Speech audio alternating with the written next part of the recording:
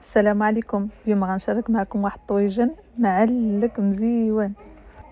اول حاجه بديت بها هي فرشت الطوماطيش ديالي مقطعه دوار. هنايا كنعمل الفلفل الاحمر والفلفل الخضر مقطع مربعات عندي انا كونجولي. وهنايا الطماطم مركزه خففتها بالماء وكبيتها هيدا من فوق.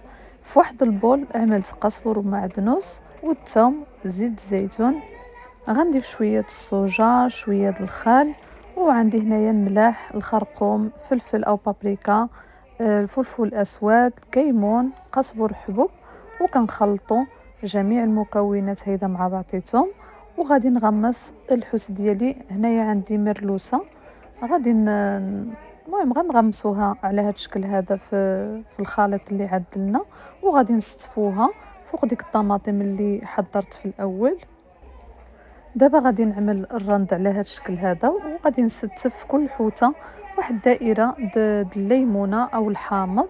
وغادي نضيف القليل من الزيتون. وها هو الطويجن ديالنا من بعد ما طاب معنا. هانتوما كتشوفوا على تالي كافيه جا لذيذ بزاف. نتمنى تجربوه، واذا كنتوا وصلتوا حتى لهنايا ما نساونيش بكوراسون.